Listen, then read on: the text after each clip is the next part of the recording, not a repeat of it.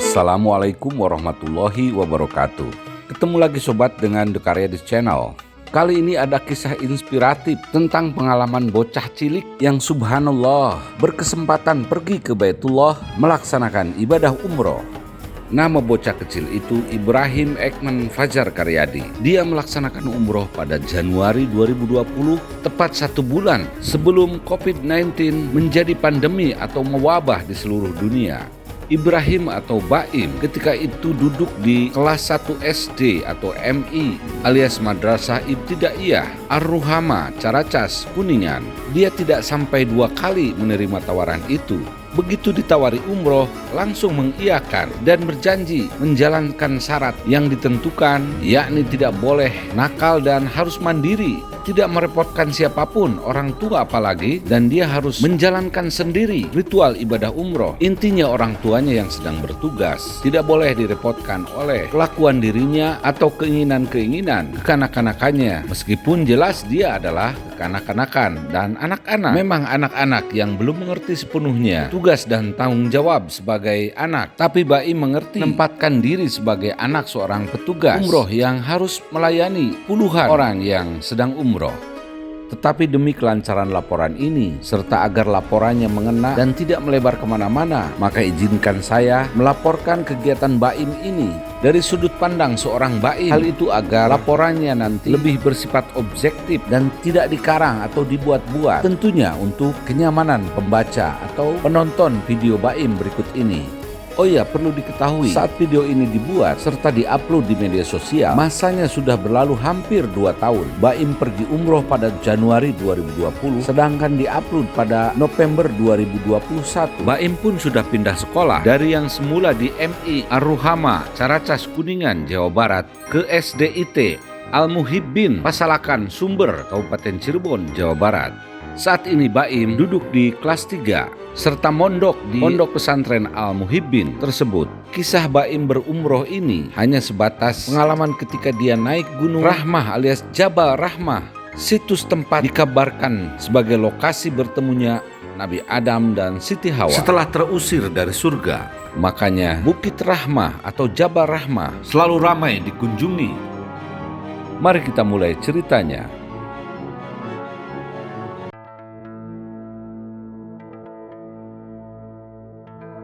Tinggi juga nih gunung. Orang-orang kok pada naik semua ke gunung ini ya? Kuat enggak nih aku? Kalau aku naik berarti aku bisa menjadi seorang yang... Ya udahlah, coba aja. Akhirnya aku mencoba untuk naik Jabal Rahmah. Berat memang, ketika kaki mulai mendaki terasa berat rasanya. Apalagi di tahapan pertama ini ada medan yang benar-benar curam, berbentuk batu menghampar seperti teras rumah saja, atau seperti hamparan semen di gunung. Kalau di Indonesia sih ada di jalan tol, itu di dekat Palimanan, Gunung Petot namanya. Tapi kalau di sini memang batu beneran, batu yang tidak bisa dipindah-pindah, diotak-atik, apalagi ini gunung batu yang menempel. Tapi akhirnya aku berhasil melewati. Hore! Ternyata memang bisa kita lewati. Tahapan pertama yang rintangan sudah kita lalui. Dan selanjutnya kita akan mengikuti tahap berikutnya yang berupa tumpukan batu-batu. Berat memang kawan. Seandainya saja gunung batu ini ada di Indonesia, kemungkinan batu-batu ini rapuh, gampang berpindah atau longsor. Tapi di sini tidak. Batu-batunya meskipun kecil, macet ke dalam. Apalagi yang sebesar ini. Kuat sekali mereka. Makanya meskipun banyak orang yang melewati batu-batu ini, orang tidak perlu khawatir batu-batu yang mereka injak menggelinding ke bawah sebab macet ini. Itulah keanehan yang aku saksikan di tanah Arab ini. Akan halnya manusia di tempat ini, mungkin setiap hari ada puluhan, mungkin juga ratusan ribu orang yang datang ke tempat karomah ini, berbagai suku bangsa, bentuk tubuh, bentuk muka, berpuluh macam orang yang datang ke sini. Mulai dari yang berhidung mancung, pesek, mungkin bukan pesek ya, kecil, kulitnya bermacam-macam. ada yang putih, ada yang hitam legam, ada yang putih kemerah-merahan. Pokoknya lengkap. Belum pernah aku menyaksikan orang selengkap ini. Dari sisi usia juga bermacam-macam. Ada yang masih kanak-kanak seperti aku ini, tetapi yang lain tidak berani naik seperti sampai yang sudah tua renta, sepuh. Mereka rata-rata tertatih-tatih untuk sampai ke puncak. Mulanya aku bingung, kenapa mereka sangat bersemangat sekali untuk sampai di puncak. Ada apakah di puncak? Ada satu hal yang mengherankan sekali buat aku. Tiba-tiba ketika aku tengah merangkak naik, seorang lelaki menangkap pinggangku, seolah ingin dibawanya aku ke tempat yang lebih enak, lebih leluasa.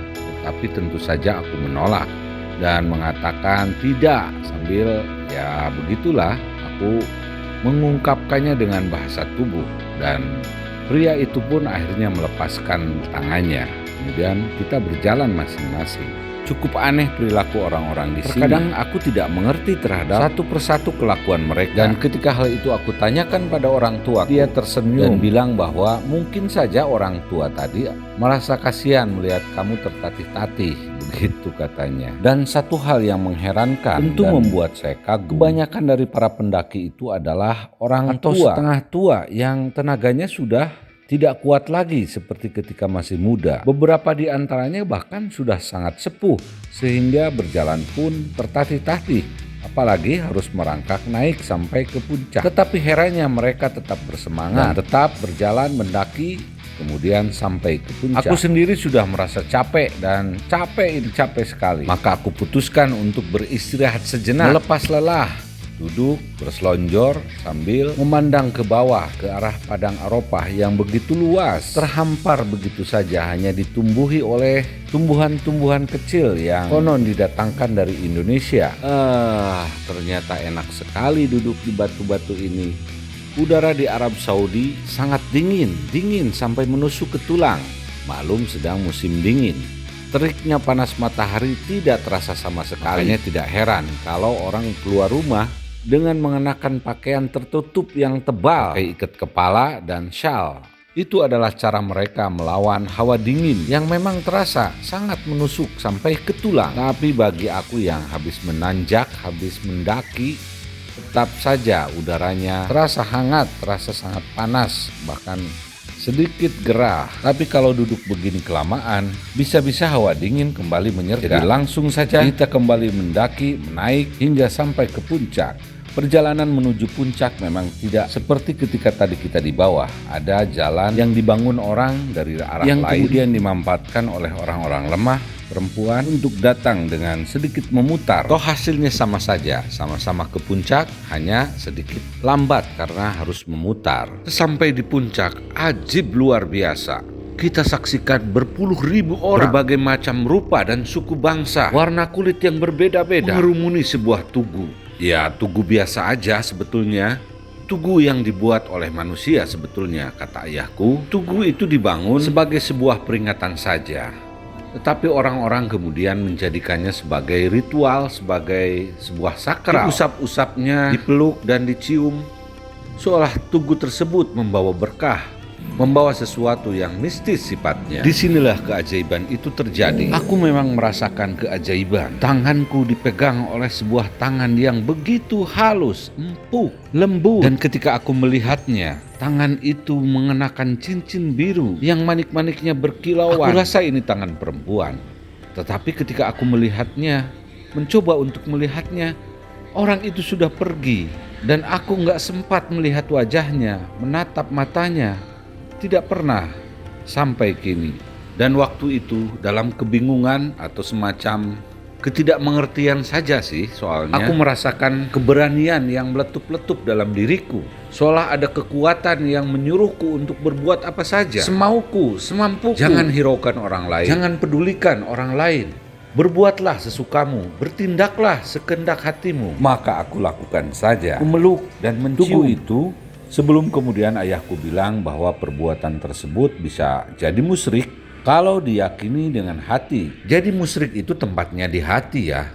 Siapa tahu orang yang mencium batu-batu itu ternyata memang mereka adalah sedang mengekspresikan diri terhadap sesuatu yang sama sekali bukan perbuatan musyrik. Lepas dari cerita batu itu, kemudian aku turun berkeliling Jabal Rahmah, menyaksikan orang-orang dari berbagai suku bangsa saling berinteraksi. Mereka rata-rata menggunakan bahasa yang sama sekali aku tidak mengerti, seperti bahasa Arab, Turki, atau mungkin juga bahasa Inggris. Ada sejumlah penjajah cindramata yang menggelar dagangannya di tempat ini, maka aku samperin. Tapi karena ngomongnya susah itu loh, lagian mereka melihat aku hanya sebagai anak kecil yang mereka pikir tidak membawa uang, jadi aku hanya melihat-lihat saja, mengagumi saja keindahan-keindahannya. Beberapa di antaranya sungguh membuatku ingin membelinya, tapi selain tidak mengerti dan tidak bisa ngomongnya, para pedagang itu terlalu sombong kayaknya. Kalau aku pikir sih memang terlalu sombong mereka, sehingga aku tidak dipedulikan. Didiamkan saja. Aku hanya terdiam, menonton dan menonton saja. Aku teringat pada ibuku.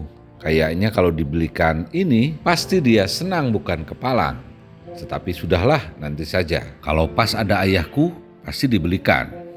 Kembali aku memandang padang Arafah yang luas, begitu yang luas. Yang terhampar hanya padang Arafah, padang gurun pasir. Tidak ada rumput di sana, tidak ada tumbuh-tumbuhan besar, pohon-pohon besar. Yang ada hanya kerikil kecil dan orang-orang yang datang ke sini dalam jumlah ribuan, puluhan ribu, atau ratusan ribu bahkan. Pemandangan seperti ini memang terbiasa di Tanah Haram. Orang-orang bergerombol, berkerumun untuk melakukan sesuatu secara berjamaah atau secara berkelompok-kelompok atau secara perorangan. Tapi mereka tampaknya saling tidak peduli, apalagi terhadap anak kecil seperti aku ini. Jadi aku ya bebas saja di sini sambil menikmati kesendirian dalam keramaian orang-orang. Tapi yang ini juga aku ceritakan pengalamanku berumroh dalam cuaca musim dingin, malam hari yang jelas membuat siapapun menggigil kedinginan. Bagaimanapun bisa berada di Al-Haram, di Masjidil Haram merupakan pengalaman spiritual tertinggi. Bagaimana kita bisa beribadah di depan Ka'bah, di depan Baitullah yang berkeliling di atasnya para malaikat, bertakbir, bertahmid, bersalawat kepada Nabi Muhammad Sallallahu Alaihi Wasallam. Sungguh ini merupakan pengalaman yang tidak bisa dilupakan, tidak bisa saya ceritakan, dan tidak bisa saya gambarkan sedemikian rupa tentang ajibnya beribadah di depan Ka'bah Baitullah. Hanya saja perlu saya ceritakan bahwa orang-orang yang bersujud di sini, di lantai granit yang di atasnya terletak Baitullah, makom Ibrahim serta hijir Ismail, adalah orang-orang yang setelah sepenuh hati menyerahkan diri, menghambakan diri kepada Allah, serta berserah diri kepada Allah Azza wa Jalla. Dengan kesungguhan hati, kemurnian jiwa, dan ketulusan niat yang hanya kepada Allah, mereka bersujud menangis semurni-murninya tangisan jiwa yang pasrah dan menyerahkan diri kepada Allah Subhanahu wa Ta'ala. Mereka tidak lagi peduli kepada omongan manusia. Mereka menangis senangis-nangisnya. Mereka berdoa begitu tulus, dengan suara keras, lantang, dan dengan tatapan mata yang mengarah kepada pintu Ka'bah. Bersujud dengan hanya kepada Allah. Tiada orang yang dapat menghalangi ketulusan mereka dalam beribadah. Semuanya tertuju kepada harapan, dan hanya Allah lah yang diharapkan. Tiada kata lain yang dapat disebut di sini, yang lebih mulia disebut di sini, hanyalah nama Allah semata. Allah yang telah menghidupkan, mematikan manusia. Allah sang pemilik alam raya ini. Allah yang maha besar. Allahu Akbar. Allah tempat berlindung semua umat manusia dan segala isi jagat raya ini. Allah yang maha suci, yang menjadikan tempat ini suci bersih, yang menjadikan tempat ini didatangi jutaan manusia setiap tahunnya. Allah yang maha segalanya. Allah yang Rabbul Alamin.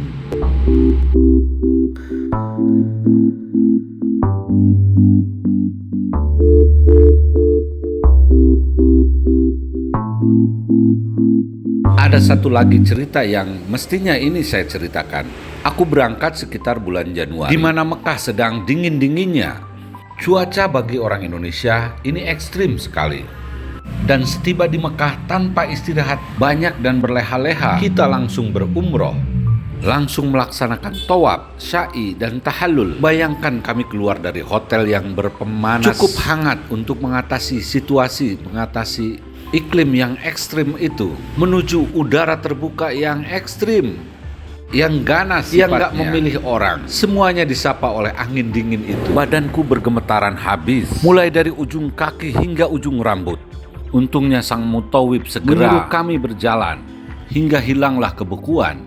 Peredaran darah pun kembali lancar, dan kami melakukan tawaf, sa'i, serta tahallul dengan lancar. Tak ada seorang pun yang mengeluh, tak ada satu kata pun suara keluhan. Semuanya ikhlas, ridho lillahi ta'ala. Yang ada justru rasa yang menghubung menjadi satu. Syukur atas rahmat Allah, atas nikmatnya, karunia-Nya yang begitu luas dan melimpah, sehingga kami dijadikan orang-orang yang terpilih mengunjungi rumahnya. Di lubuk hati yang paling dalam, aku pun begitu.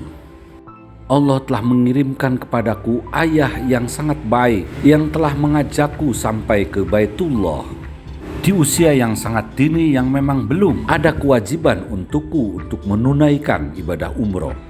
Kelak bila usiaku telah sampai dan Allah meridhoi segala sesuatunya, insya Allah aku akan berada di sini lagi melaksanakan syariat Allah, yaitu haji dan umroh.